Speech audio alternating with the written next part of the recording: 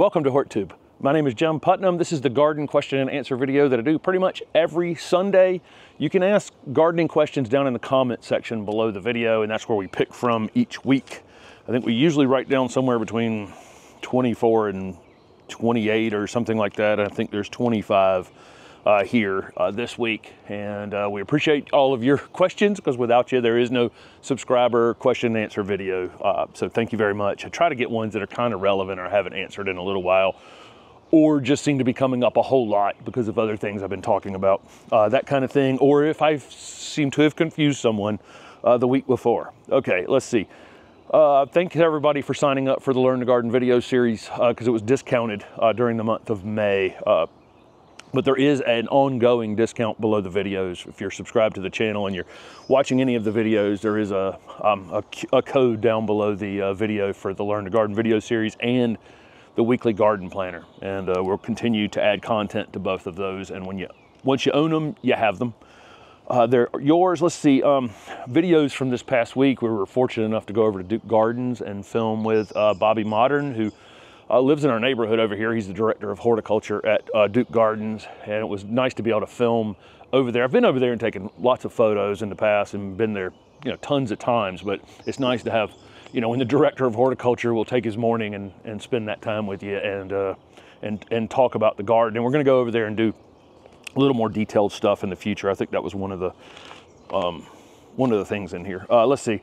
And then I put up a video about, I don't think you can see the spirea down here, about what we did. It was just kind of a joke video, some pruning things, talking through some things in the garden here. But then I put up a little montage in a video that went up on, I guess, Thursday, about the things we did while our spirea had aphids over here, it was just all, a montage of things that had nothing to do with the aphids on the spirea. If you haven't watched that, I think it's kind of funny. And thanks for all the comments down below that video. And then there should have been a video on hostas and hydrangeas that are in the garden here yesterday as you're watching this. Let's see, there'll be some details about the upcoming open garden at the end of this video, so stick around for that if you're interested in coming to the open house. And we'll have some merch. We'll have shirts and things for sale here, but everything else, everything else is, you don't have to pay to come, and there's a few giveaways during the day that I'll talk about later in the video. So let's get to some actual questions here. So somebody said that we had a ground cover coming from the neighbors over here that looked attractive. Does it creep into your garden, and how to control it? Yes, we have Creeping Charlie coming at us from both directions. Just moist soil over here on this side and that side, and Creeping Charlie just kind of loves those kind of moist anaerobic kind of conditions, and it's constantly creeping on us in both directions. I'll go through there and edge it off with a shovel when I can. Sometimes it gets rooted into the mulch a bit and it's got to be hand pulled. Sometimes, if I probably let it go for too long, I'd probably ultimately have to spray it if I let it get too far into the garden. But right now, we're pretty easy to keep it in check using the combination of having it mulched and, but yeah, Creeping Charlie's one of the just absolute worst weeds to have, but typically occurs in spaces that stay pretty consistently moist during the year. Let's see. When can you cut back unsightly bulb foliage? So I would say when the bulb foliage is about 2/3 off colored, you can just go ahead and cut off, half of it or more if you want to. And we're about there. I've got a few daffodil bulbs that are still green and healthy and standing up big and tall, but I would say we're about 75% now. Stuff's been knocked back. Holly is out here with me, but there's no room for her to stand right here. I'll change angles in just a minute. This is the Empress of China dogwood behind me, which is not fully colored up yet. I know people have the question I'm going to get about this is I can't find it. Growers really have a struggle with this tree. This tree's very easy in the ground, but growers do have an issue with it getting disease problems in the container and not in the ground. So it's just been a production issue. You get these plants, it's so funny it's not funny, but it's interesting. In the nursery business, I would get, I'll see plants, I'll go to nurseries and I'll see plants just in the thousands in the nursery that I don't see out in the landscape a whole lot. And so I call those like kind of like nursery plants. There's some plants that for what, get sold in just big numbers, but they don't seem to translate into people's gardens very well. I would actually put golden euonymus in that group. If I went around my neighborhood right now and out from there and looking for golden euonymus, I wouldn't find very many that have actually done very well in the landscape, but there's virtually no nursery, garden center, or whatever that I couldn't go find them, and any nursery, and then go to growing nurseries and see just hundreds and hundreds and hundreds of them. But then there's plants that actually do quite well in the ground that are an absolute struggle to mass produce. And this tree has actually been one of those in the nursery setting that's been just hard. So if you do find one, I would grab it, because it's unlikely that you're gonna run into them very many times. But they are out there, and I've seen them out shopping before, but again, not in the numbers that people actually that people actually want them. Okay. So somebody has an oak leaf hydrangea spreading too much. When can they prune to control it? Now, it says now or wait until after they bloom. And then they have a slight follow-up question to that.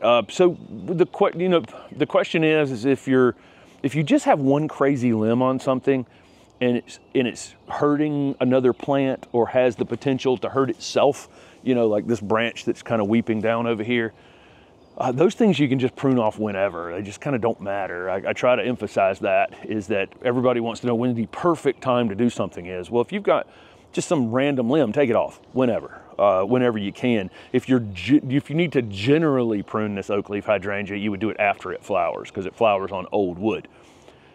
Oak leaf hydrangeas, because of the timing of the flowers and the fact that there's a very short window between that thing flowering and it being able to put on new growth and set new flower buds before it goes to sleep for the winter, there's a very short window in there. So when I say prune after flowering, I mean right after flowering. Otherwise, you won't have time for that plant to regenerate what it needs if you wait till too late in the summer. So as soon as it's finished flowering, you can just give it a general pruning, and you'll probably still not get quite as many flowers as you would have otherwise.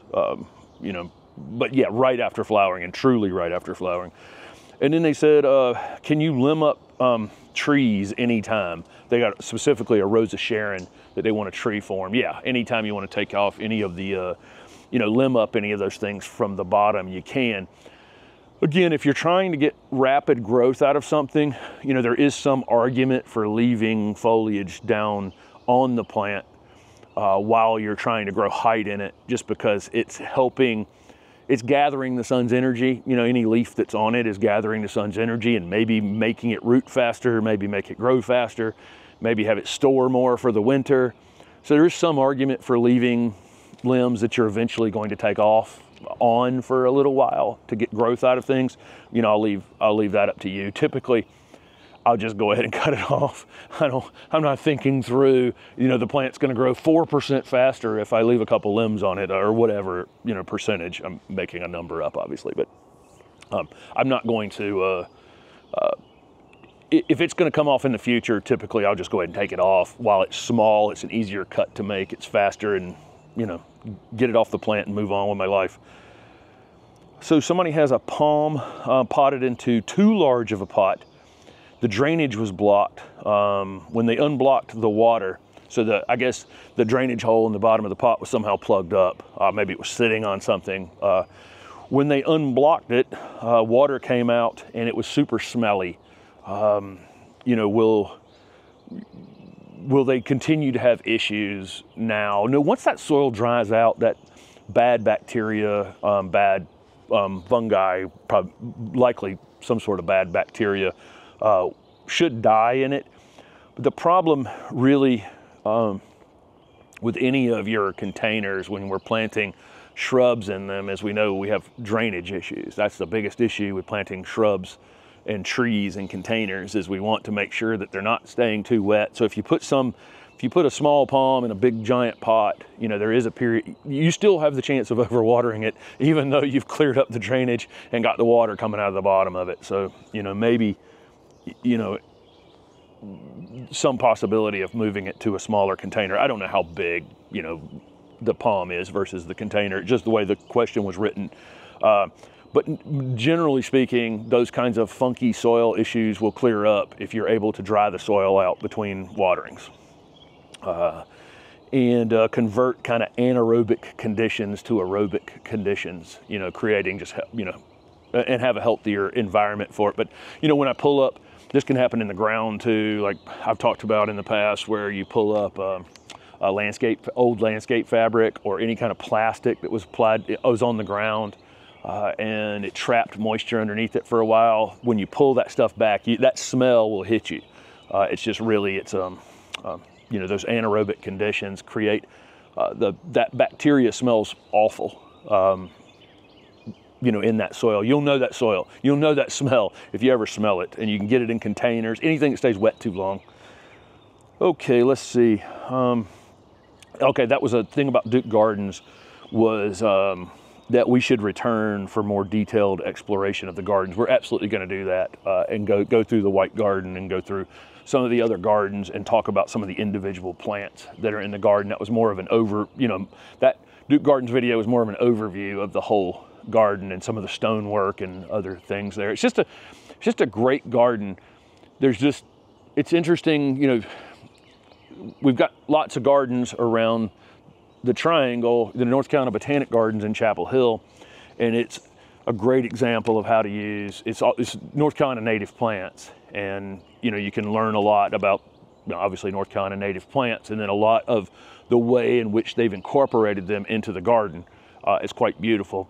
And then Duke Gardens is very much a display garden where you can see tons of annual things, lots of things that you could translate into your own garden, including the native garden. They've turned it into a really nice ornamental space. That was in the video. And then the Ralston over here is really a collection of plants, and allows you a place to go and see several things. One, they're testing plants that we've not used here before. You know, how reliable are they? How resilient are they? Not putting a whole lot of water down over there. They're not really doing a whole lot of ongoing. So maintenance, I mean, they are doing maintenance, but you know what I mean? Like they're planting a plant and then truly putting it through a test of how it works in this area, you know, Zone 8A here in Raleigh.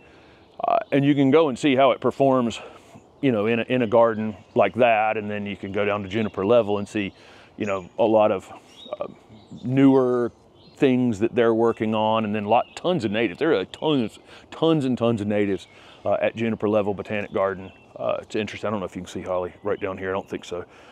But anyway, lots of different gardens here in the Triangle, and probably in your area too, wherever you live, that do different things in different ways, and they're all interesting. So anyway, okay, let's see. So somebody's in Zone 9A in Florida. They want to transplant a Dragon Prince cryptomeria that they planted earlier in the spring. So typically, if I was going to tell you in Zone 9A in Florida, I'm not transplanting anything in the summertime. The fact that this was planted in the spring and probably hasn't rooted in a whole lot, you may get away with it. I'd just do it in the evening or early in the morning, or maybe if you've got a couple cloudy days coming up on the calendar where it's not going to just be ridiculous, you know, outside, you know, if you're looking at the thing and it's going to be 95 for the next 7 days and sunny, that might not be the time to move it. Normally I would tell you though, not to move it during the summertime there, but since you just planted it, I doubt it has very many roots on it. It'll probably transplant. It would probably transplant okay. Even during the summer. But again, if you're looking at the calendar, look for a couple days that are slightly cooler or cloudy or something like that. May help with that transition. Let's see. So somebody has a maple tree removed and the stumped ground. Should they move the chips from the area, or the ground up material from the area? We did not. So we took this maple out that was in the front of the house right here. If you've been following this project, there's a playlist on the channel called New House. You can go back and see there was a pretty large reasonably, I would say medium, let's say a medium-sized red maple here. It was taken out, stump was ground. We were actually working in the back garden when all that took place. So I just spread, where they ground the stump out, I just spread that material out and just left it there because we were 6 months or so before we started planting out here. So that would be, for me, that's the question. If you're going to start planting that area tomorrow, you probably need to clean up the ground stump pieces and use them somewhere else for something else. They can break down and help your soil somewhere else if you're planting into it. If you've got 6 months to wait, you can spread them out pretty evenly and then just let them break down in place and then come back and plant later on. I will say that they're never going to ground all that stump out. There's no way they're going to. And the tree that I've planted back in that spot, the Amelanchier, it did lean this winter time because the soil kind of settled underneath it a bit. And not from the ground up pieces that I had spread out, but additional wood that's down there that they'll attempt and try to grind that whole stump out, but they're going to miss part of it, and it's going to ultimately the soil in that area is going to settle in all likelihood a little bit, one side or the other of the bed, the part of the stump that they miss as it breaks down. I think you can see Holly back here behind me now. Let's see, slightly different angle than I use typically. Back up into the front garden. So somebody said, just how is it the butterfly bushes have such explosive growth? And then doesn't seem like you need to add organic matter or fertilize or do anything to butterfly bushes. I think just in general, seeing that some plants can just get out of the ground super, super fast in the spring. And it is amazing that probably Ellen's blue butterfly bush that's behind the dogwood where I started the video. That thing is, I cut it down to 2 feet tall this winter, and it's 9 feet probably, not an exaggeration right now. And that was, we're only 45 days past my average last frost date. It probably started growing, 60 days, it's grown 9 feet, which is just, so it started at 2 feet, so it's grown 7 feet in 60 days, which is it's a crazy amount of growth. And there are, plants that, go to sleep like that and then come out just with a fast growth, and it's just, evolution of that particular plant. Also, the amount of cold treatment something gets during the winter time can determine a lot of that. It's always amazing to me. In the spring, everybody's going, I can't believe how far your garden is ahead of mine. I can't believe how far your garden is ahead of mine.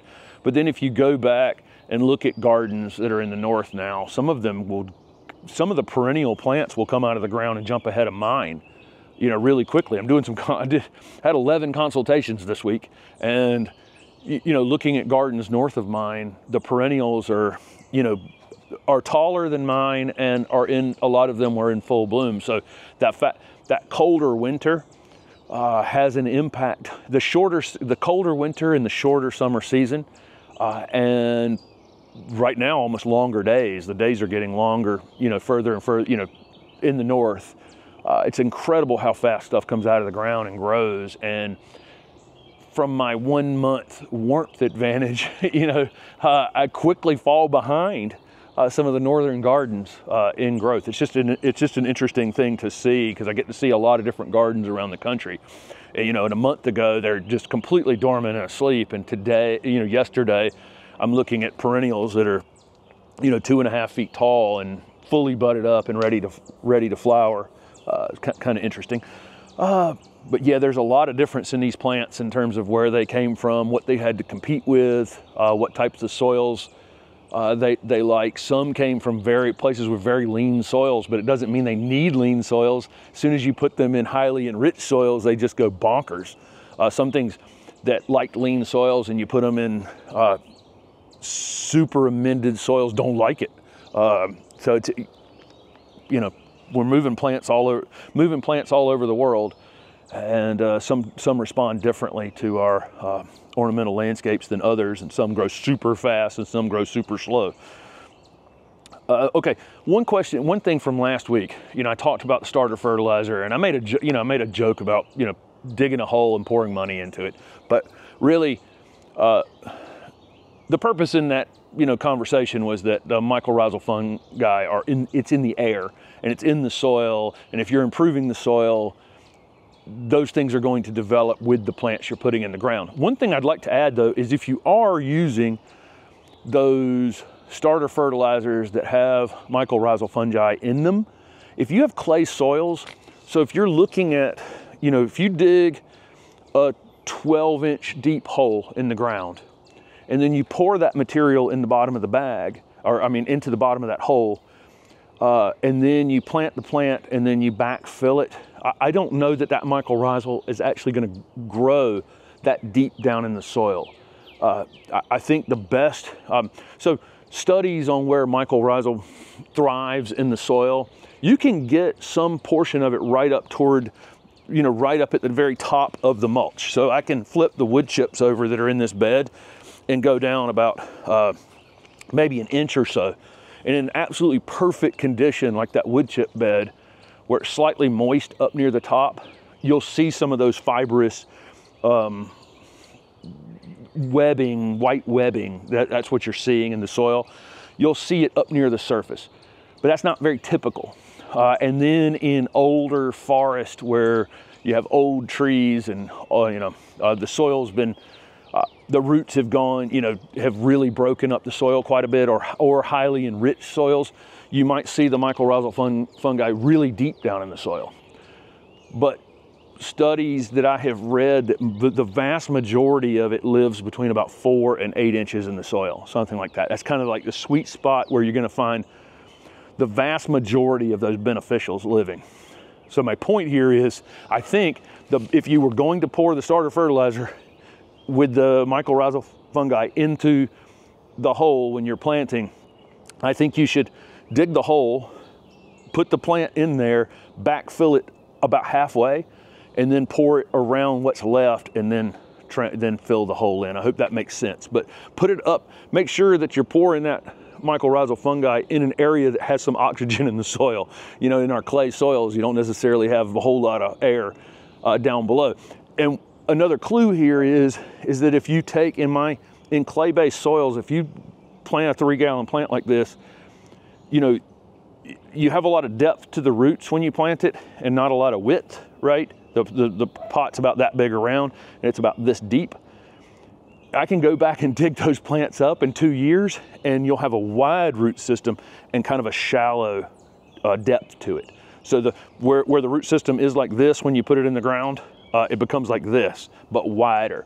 And so I'm sure that most of that mycorrhizal is up in that top, closer to the top of the soil than that. So that's where I would pour it. If you are going to use it, I just don't even think, I don't know I can live down at the bottom of that hole, especially, I'm just been mainly referring to clay soils here. It's just another thought I had on using it. Let's see. So somebody said, when can they prune their star jasmine? So you could pretty much, anytime in they're blooming, they're finishing blooming here in my area. I say finishing blooming, they bloom super, super heavy in the late spring and then mid to late spring. They used to bloom really late spring, now they bloom earlier. But as they're finishing, you can definitely do some pruning on them if you want to. But I've pruned mine to the ground in the past. If it's an established star jasmine, you can prune them to the ground, as long as you do it early enough in the season that they have time to recover from it and put on a lot of growth before that winter, because they can be winter. The evergreen vines can be damaged in the winter time. Okay, so somebody got little 18-inch whips from the Arbor Day Foundation. So the Arbor Day Foundation, sent them some trees, bare root trees. They planted them into quart pots.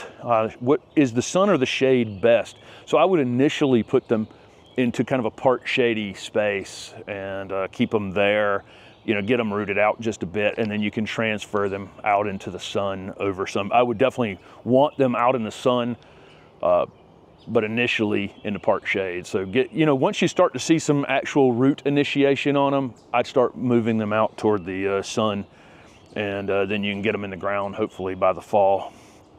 Okay, they currently have them in the shade, which I think is probably the right idea. But you can occasionally pull one out, or you can pick up the pot and look at the bottom of it and see if you have any new roots initiating down below. Once you get some root mass on them, you can move them out into the sun. That's the problem, is having them out in the full sun without a whole lot of roots on them.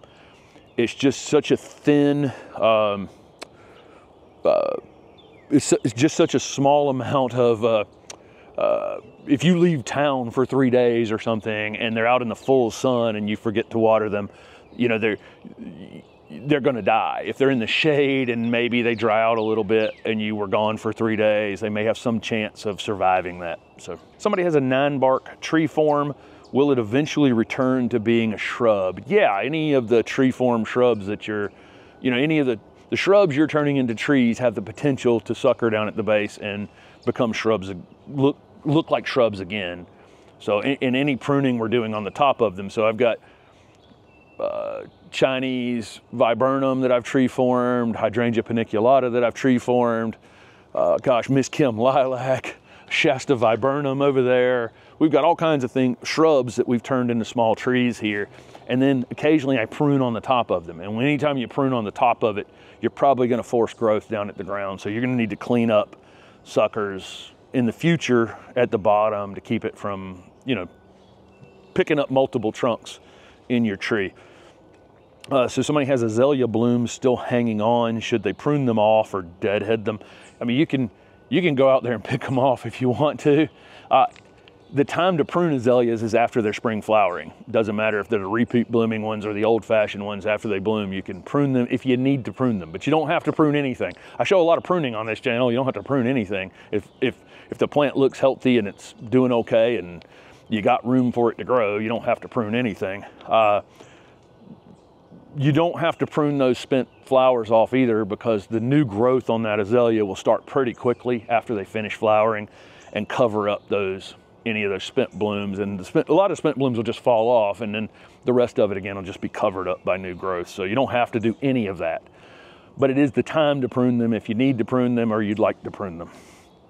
Okay, do clethra spread by suckering? They said rhizomes, but suckering. Yeah, my clethra, let's do a slow march right here. Okay. Clethra is here and it's budded up like crazy to bloom. This is another plant that I'll do some top pruning on because it's gotten a little taller than I wanted out here by the sidewalk. But any pruning I do on the top of it is definitely going to create, these clethra will become a colony in time. Absolutely they will. And so, and a lot of our native plants, I'll just take this opportunity to say a lot of our native plants will do that.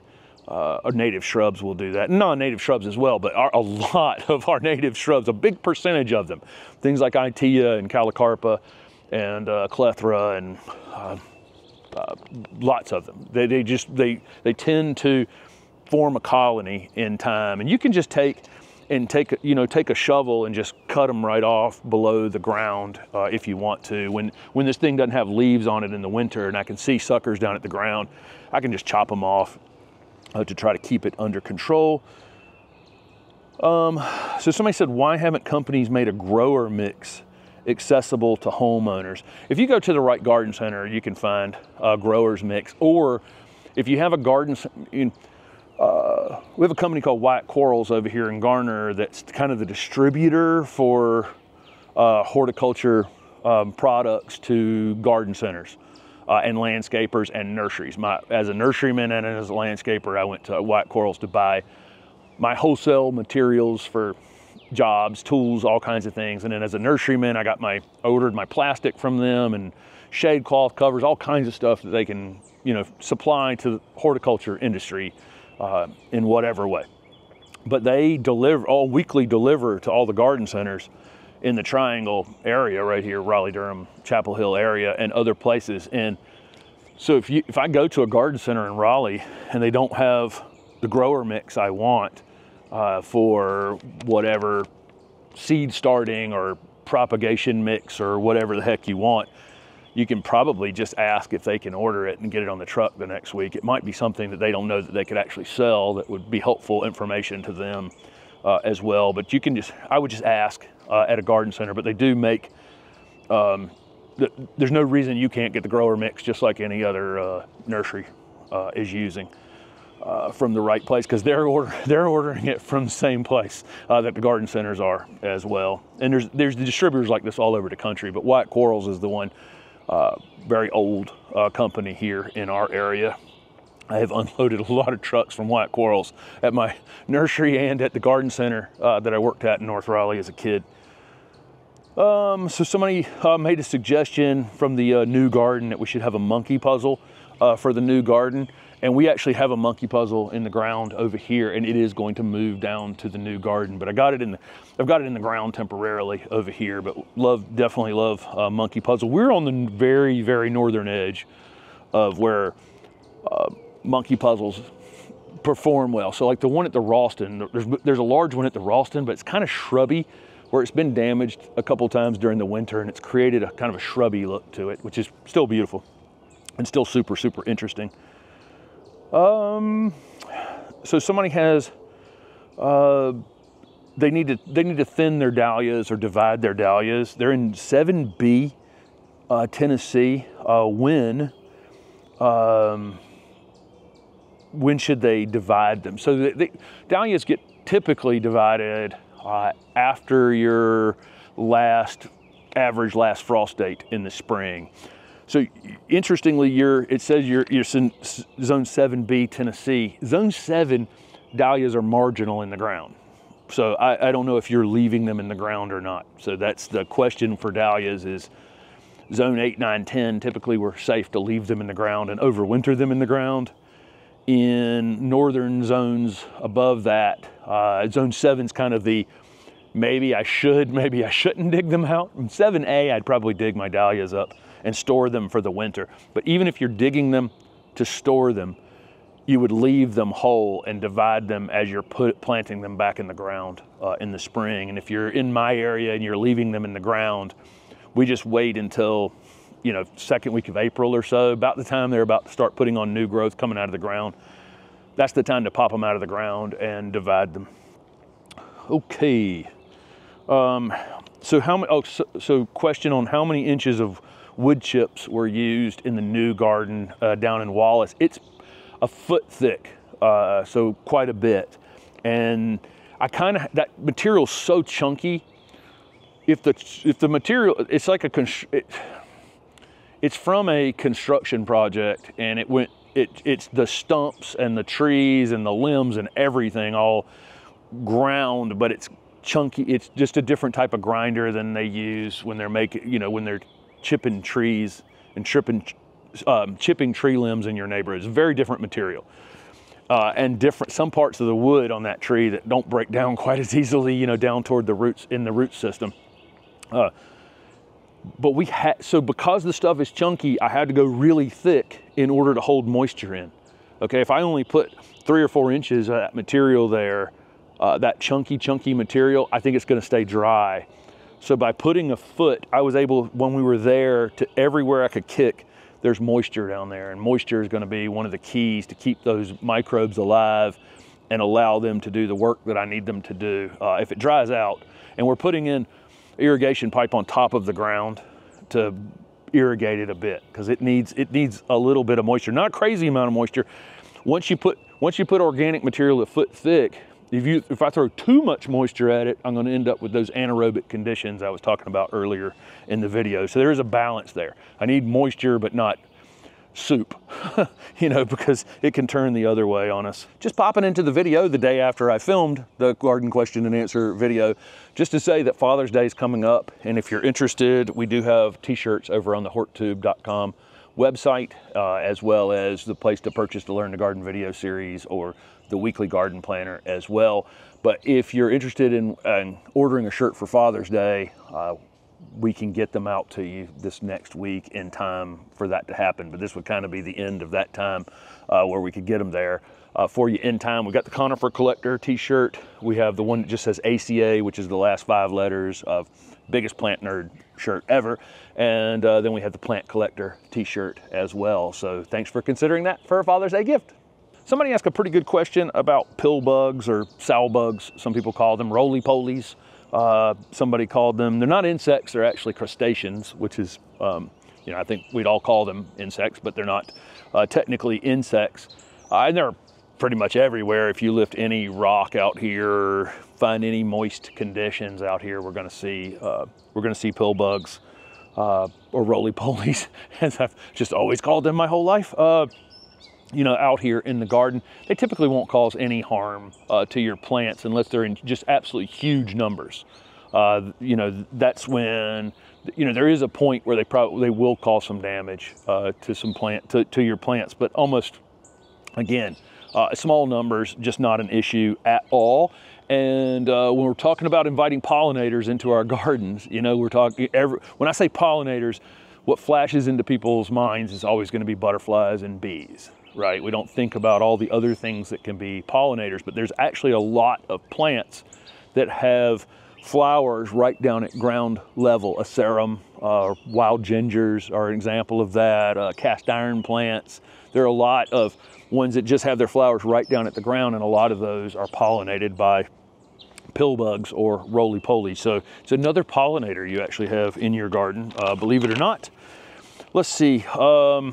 So somebody asked about the barberry that's over here beside the path. Holly was laying at the top of the driveway the whole time I was in that last location over there. But there's a barberry back here, and I've been asked about it a few times. It's just one that's unavailable at this moment. It's called Luton Rouge. It's a really beautiful little dwarf barberry. Thinking it's part of the Southern Living Plant Collection, and I think they're working on growing more of them. It's a really great barberry. I'm not a fan of barberries in any way, shape, or form. I haven't seen it flower, so I don't think it's going to produce any. I'm not going to call it sterile, but I have not seen the thing flower. And it's super colorful, and that's just, I haven't laid a blade on it, and it's that compact. It's been in the ground. It's been in that spot for 2 years now, and it's really starting to show off, so people have been asking questions about it. I think at some point there'll be some availability on it. Again, I'm not a giant barberry fan. That one's pretty good for sure. So somebody asked about conifers in hotter areas, which ones do the best, because they, you know, just on a budget, you know, I don't want to kind of make you know, make mistakes on it. And then I've alluded to having methods of kind of cheating the system a bit. You know, we have a blue spruce that's probably slightly out of frame over here. You know, I just got it in some afternoon shade so that I can still have it. It's not as blue as it would be, but we do have a few plants out here in the garden. We're either winter protecting with the structure, or we're sun protecting, you know, protecting from the sun a bit, even though it needs some direct sun. To kind of push the boundaries on. So there is that, but if you're on a budget and you're trying to make sure that you know, you get the right plant, and you don't want to, you know, you're not totally experimental. I completely understand that. Typically, cryptomeria, cryptomeria or Japanese cedars. We have lots of cryptomeria in this garden. Japanese cedars.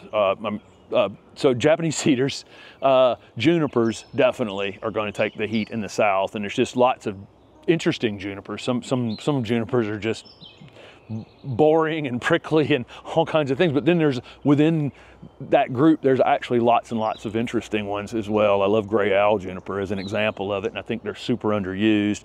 Chamaecyparis, you know, this gold mop cypress that I think is probably in frame here. You know, they tend to be pretty heat tolerant. And then I say podocarpus yet.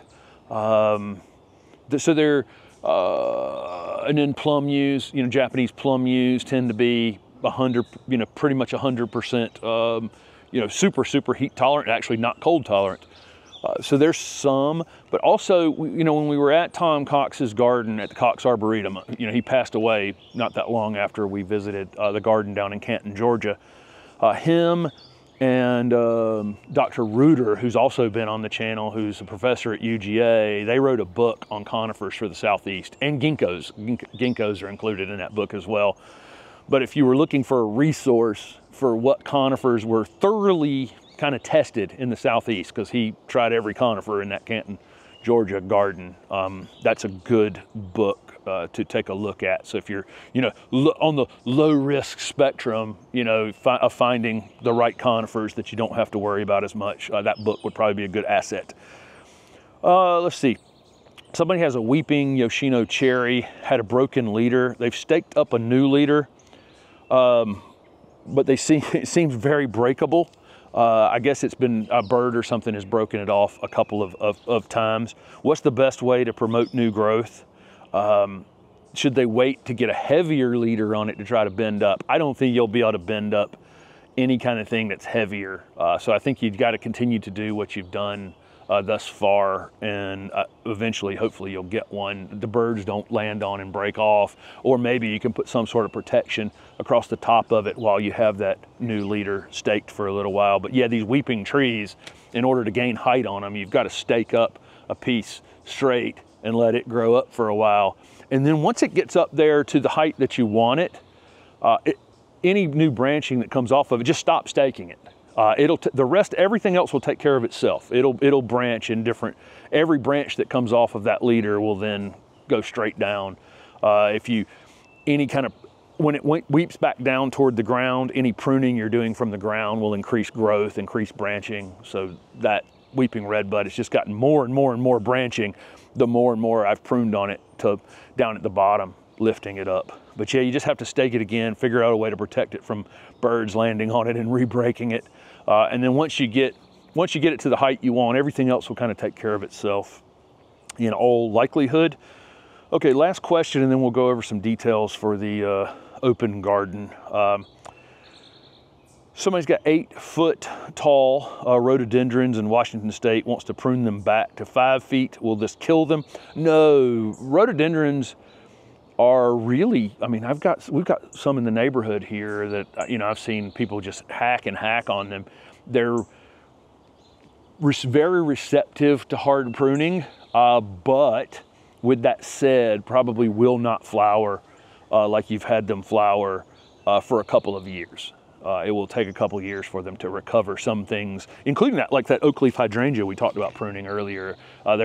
They don't like it all that much. My Miss Kim lilac, the Shasta viburnum that I just mentioned earlier that are tree forms out front. There are some plants, if you hard prune them, they'll bloom the next year, but they won't bloom as heavily as they've bloomed in the past, but then it'll work itself out and they'll bloom. A couple years later, they'll be blooming just fine. All right, so our street, we live at 709 Harris Street in Raleigh, North Carolina. Throwing that out into the world, it's not like you couldn't find it anyway because the internet is the internet. Harris Street is a dead-end road, and we prefer only people that come down Harris Street for the open garden that maybe have mobility issues. There's some parking along the street here, but let's save those for anybody who may have some mobility issues. And you can park out on Fowler is the cross street. We've let all of our neighbors know this event is happening, and we're lucky to have very, very nice neighbors. There's a church nearby on Brooks Avenue, very close by. You can probably, it's Saturday, so you can park in that. There's a big giant parking lot over there. There's plenty of parking around my neighborhood on the streets. School, NC State is out of session in June, except for summer school. So there's plenty of parking on the streets around my neighborhood, and it's a short walk from any of those, any of that parking that you could do around it. But again, let's save Harris for anybody with mobility issues. We are going to expand it from, we're going to do 8 to 3 on Saturday. That's June 22nd. For local folks, we're going to, or for anybody really, but we're going to also open on Friday afternoon from like 4 until 7:30 or something like that. So if you're local and you don't want to be in a big crowd on Saturday, because I think there is a lot of people coming, you can come on Friday afternoon. So we're going to be open late Friday afternoon into early evening on the June 22nd or June 21st, and then Saturday from 8 to 3. We'll have the giveaways both days. I'll just stretch the giveaways out over both of those times. We're going to have 3 new t-shirts. Hopefully by next Sunday, I'll be able to show off new t-shirts that are coming up. And t-shirts will be for sale here, including a women's cut is coming as well, a V-neck women's cut. Let's see. Other gardens in the area, I mentioned this earlier. The Ralston is over here. Duke Gardens is in Durham. The North Carolina Botanic Garden is in Chapel Hill. So there are other gardens that you can see as well. I don't think this place is worth flying to. I've had a couple people tell me they're flying here. You know, it's a small urban lot. If you're pairing it with other things, like going to the Ralston or going to Duke Gardens or other things like that, then it may be worth it, but certainly it's not worth it just to come to this little garden in Raleigh. So I don't want anybody to, you know, spending too much money on this or anything like that. That is definitely not my goal, you know, to have anyone, you know, disappointed after they bought a plane ticket to come here. Okay, we're doing this rain or shine. And Holly's time in the garden will definitely be limited. I'll probably have her out here very early on Saturday and maybe a couple times during the day, but she is definitely, I don't know what I'm assuming the temperature on June 22nd will be quite warm, and she's definitely aging pretty quickly right this minute. And so, you know, I'm not gonna have her out all day long for those of you who would like to meet Holly. So I think that's some of the details, but again, let's keep Harris Street for folks who, you know, need to be closer to the house, you know, in terms of walking. So I think that's it. Thank you guys very much. You can ask gardening questions down below, and I'll pick from those again next week. And thanks for following on.